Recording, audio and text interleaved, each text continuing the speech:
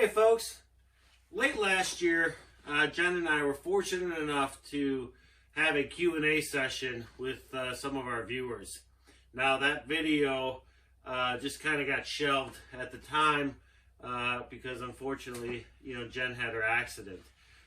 So we wanted to put this out there for you folks. This is going to be in a two-part series, Q&A series. And we really hope you guys tune in to watch these. These were some pretty good questions, some tough questions for Jen and I to answer. But it was really fun. We had a great time doing it. And so stick around, learn a little bit about Jen and I, about why we did what we did, how we found this property, and what our goals and what our long-term goals are. And yeah, stick around with us.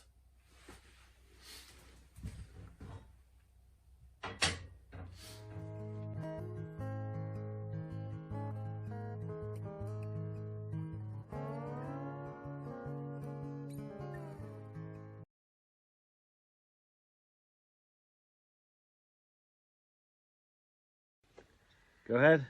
So I grew up in the city of Chicago. My dad would take us camping and stuff like that.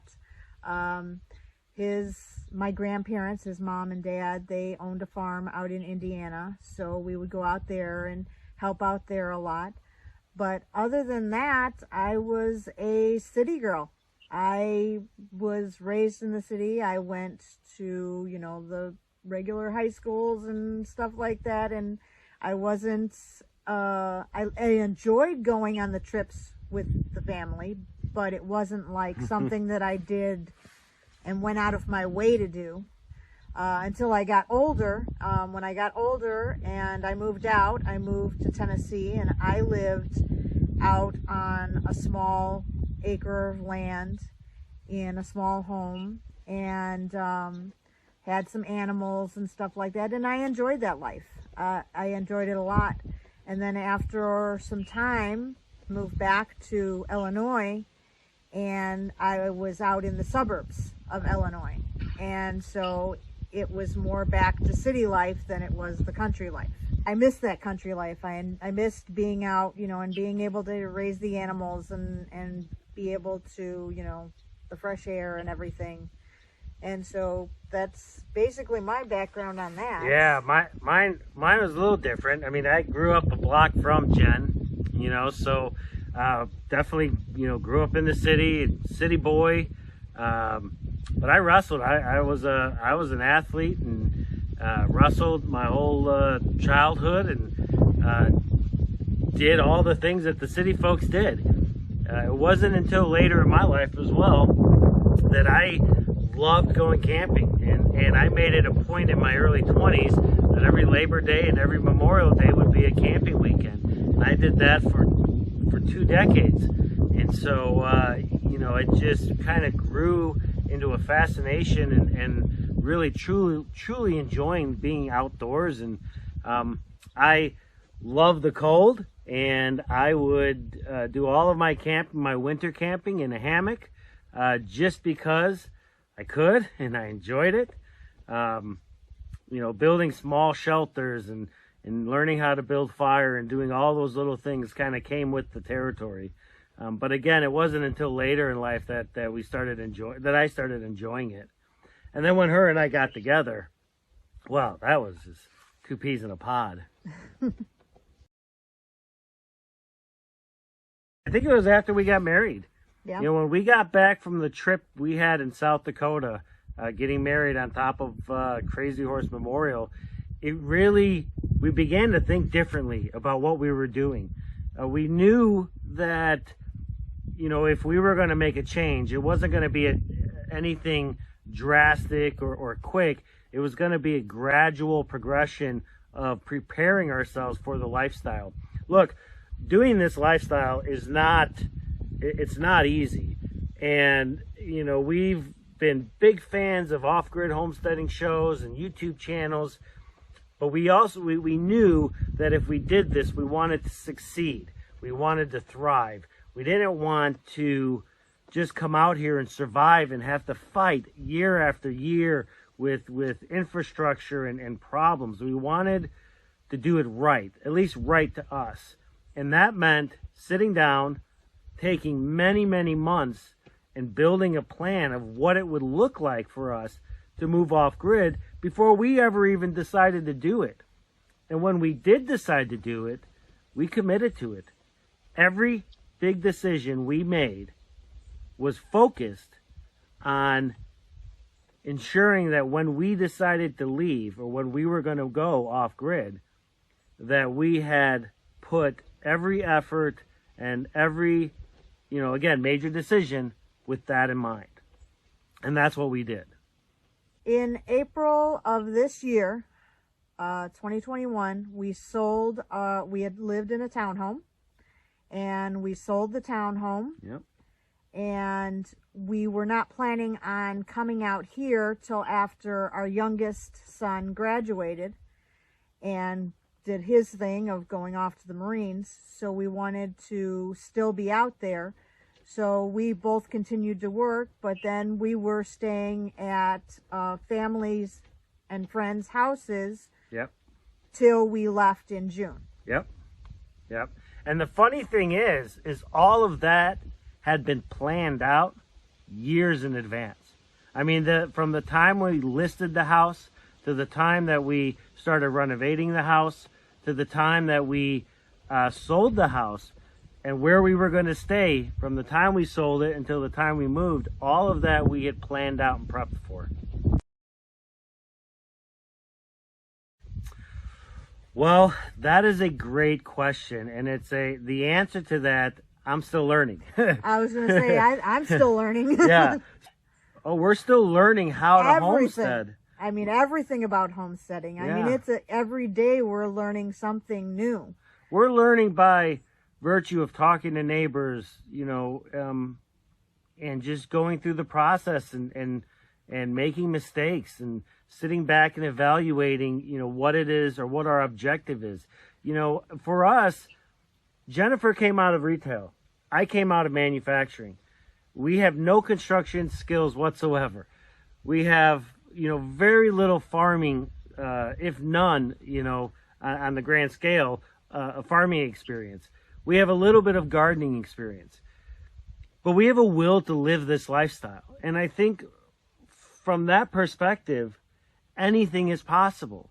And we are firm believers that, if you have a dream or a goal, you learn everything you can in any means possible, whether it's the internet, talking to people, listening to people, reading books. Well, and there's only so much that you can do. I mean, here we're sitting in the city. I mean, yeah, I could read up on gardening, but I didn't have any hands-on, very little hands-on, because I didn't have an area to do it. Yeah. So until I am able to do it, I can read all I want or watch all the videos I want. It's not going to be this. It's different in every area. And the meat and potatoes is when the tires hit the road, when the rubber hits the road. I'll tell you, it's different. That's a good question. That's a great question. So, we originally wanted to go to Montana. That was the plan for years.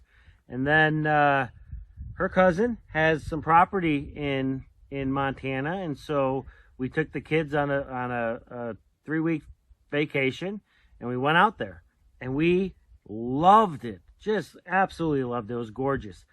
But then we started looking at properties. And for the amount of acreage that we wanted, the prices were simply, we couldn't touch them. I mean, we did okay for ourselves, but, this whole thing has been budgeted down to the last $100. And so we realized it just wasn't going to, we were just not going to Montana based on land prices alone. And so when we got home from that trip, we were feeling pretty bummed. We were pretty, it was a stressful time. But we got out of the funk and we sat down and we made a list. and we said, what is it that we want out of a property, and what is it that we want to do with that property? And so we started making a list of everything that we needed in our property in the area in which we were going to. And then we looked around the U.S. We looked everywhere from, sea to shining sea. And what we found was that Maine and the Northeast had everything that we wanted. And mind you, here's the irony in this. Neither Jen and I had ever been to Maine, or even the East Coast for that matter. And so, once we realized that the East Coast was the place to be, we just started directing our focus on looking at properties online in the Northeast, predominantly Maine. Here's the thing. Here's my perspective on that. Homesteading, and that's what we consider ourselves as. We are homesteaders. But that is a lifestyle. Again, this from my perspective. This is a lifestyle. This is what we do every single day. And in order to thrive in this lifestyle, it forces us to prep. It forces us to prepare for maybe not a doomsday scenario, but running out of food in the winter, frozen pipes in the winter, stuck out on the property and not being able to get out for medical attention because of snow. So our prepping skills comes from the life experience and the lifestyle that we're living. The decisions that we make affect us directly. And since we're not working a 9-to-5, all of our efforts right now, instead of, being, boarded to or directed to doing certain activities that you would in a job, everything we do has to be to prepare us for the coming winter. Yeah. Absolutely. Yeah, mainly because, you don't know. It's even our work schedule. Yeah. Are we going, you get up in the morning, you check the weather. Is it going to rain? Well, if it's going to rain, then we got to find a way to do some work possibly inside the cabin, or where is it going to rain hard, or is it just going to be a drizzle? Are we going to work outside for a little bit and then have to go on inside? So everything is based on the weather. Yeah, our days start and stop with the weather, hands down. There's no doubt about it. Before or after we actually came out here? When we first started talking about it, anybody that I talked to thought I was absolutely insane to give up all the luxuries of, living in the city, and, you can't, just go down the street to the local store and, or all the malls or whatever. And then when it got closer and we were actually doing it and we were leaving, it was like, hey, do you have some land that we could actually throw a tent on and come out there and stay with you guys? Yeah, it's been kind of a roller coaster with family and friends. I think ultimately they all support us 100%. Oh, yeah. They think we're nuts. Sometimes. But we've had nothing but positive feedback from all of our friends and family. And like Jen said, it's funny because some of them say, hey, you guys are crazy and nuts, but all in good nature. And then, all of a sudden we're here and it's like, oh, well, hey, can we come out? Can we, when can we come out and visit? Or, things like that. So it's been very positive though. About a minute version of how we found the property. I think that adds some context, and I think it's certainly something worthwhile. So we were looking for property on landwatch.com. Not a plugin, but that's where we were looking for property. It was Monday morning. I walked into my office. I turned on landwatch.com and I looked at some properties, and we found this listing. I emailed Jennifer that same day, and by Thursday of that week, we had plane tickets booked to come to Maine in the middle of January, right before a massive snowstorm. So we fly in on Friday. we drive through a massive snowstorm. We met up with our realtor on Saturday. We hiked 1.5 miles in knee-high snow on an unbroken trail. We looked at the property for 30 minutes, and we knew before we got back to our cars that this was the property we were going to buy. Now, the property itself, it's 59 acres. It sits on the Canadian border at the end of the road. The road does not go any further east than where we are. Our property does border Canada, and we can see it and throw a rock over it into Canada. We have about 58 and a half acres of wooded property and just over a half acre that was cleared. Now, the property itself only had 3 buildings. It had a 12 by 24 hunter's cabin, a 10 by 18 shed, and a small outhouse. And that was it. Everything that we have done since we've come out here a couple of years during the summer for a couple of weeks, but everything that we've done on this property has been an improvement to what we bought the property with. Okay, so some of the improvements we've made. Well, first of all, so we stayed when we came out here during the summers the last couple years, and when we first moved out here permanently in June, we stayed in the hunter cabin. Yep. It was a 1-room cabin with small little windows. 1, 2, 3, 4 small windows. Yep. So no cross breeze or anything like that. It was very horrible, dark. And it was. And how big is it? How many square feet? Oh, it's 12 by 24, so it's small. And that's where we lived. Yep. Till July. Until this past July. So what that means is, we came out here in the summer of 2019 and the summer of 2020. We stayed for 2 and 3 weeks each time, and we stayed in that small cabin. But over the course of the last year, in 2020, we ordered 2 new cabins, Amish built from a local company here, and they got delivered in July. And so once they got delivered, it took us about a month to get things ready for us to move in. And then in August, we finally moved into the new cabins. And it has been an absolute blessing to do that. Now those cabins are how big? Now these cabins here we have 2 cabins in a T formation. We have a 14 by 36 and a 14 by 32, joined by a small hallway that I built.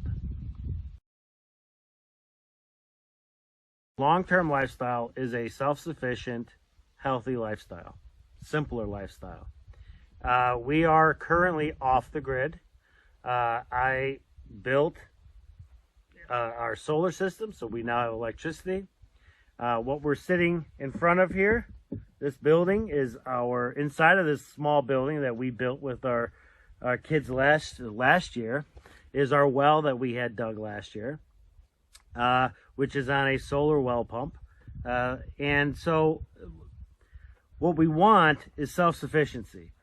We don't want to be dependent on the municipality to provide our utilities. All of our heating is done by wood. We source our own water through our well. Our electricity is generated through our solar. Next summer or next spring, I plan on starting with a smaller garden and growing it throughout the years. We have to build raised beds because the property that we're on is not very fertile. Mm-hmm. So we have to actually build up the beds to be able to plant in. And as far as livestock, we absolutely plan on having livestock. And so, yeah, I mean, this is the end result is to have a piece of property that we manage and we live on that will sustain us the majority of our needs. The biggest thing is food. I mean, that, you know, from our standpoint, well, food and firewood. Water we have, again, you know, we've got access to water, so that is no longer a concern. Keeping warm in the wintertime, specifically with the winter coming, firewood. So we have a whole lot of firewood, you know, 12, 13 cords of it. But then the most important thing for us is because we are so remote, and the risk of us getting, and I don't want to say trapped, but getting stuck on our property for a length of time is real. It's a real risk for us. It's having enough food. And so we spent a considerable amount of time, you know, planning and prepping to make sure that we had enough food to get us through the winter if for some reason we weren't able to get out of the house and get off the property and get to town. So, okay, so we're a mile and a half down an unmaintained road. That leads to a mile and a half of maintained road. From there, we're about 30 minutes from a town that has, you know, has all the normal grocery stores, the Walmart, the medical or the hospital, you know, lumber yards and things like that.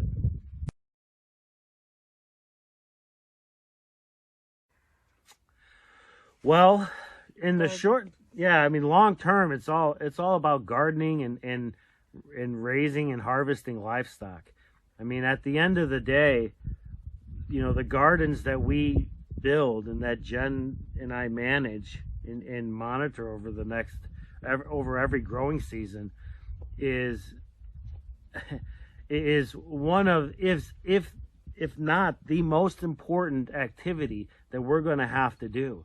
Because if we have a bad growing season, that means one of us will probably have to work so that we can, you know, buy enough food to sustain us. The growing season here is short, and so it's going to have to be managed. You know, we're going to keep a daily, you know, hourly management on this. It's that important to us. We're planning on trying to put in a greenhouse, starting the vegetables and plants early, you know, in somewhere warm, because you can't start them outside. It's just not it's not a long enough growing season out here. Yeah, and as Jen said, I mean, there are things that we've got in the pipeline on our end.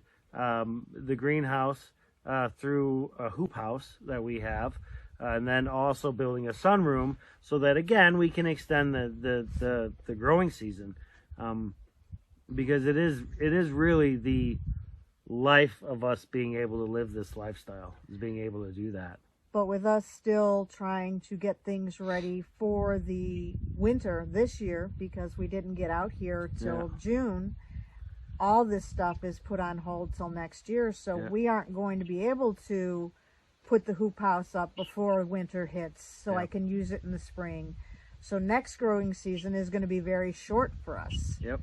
So we're going to have to really do the best with what we have to be able to get enough to sustain us for next winter.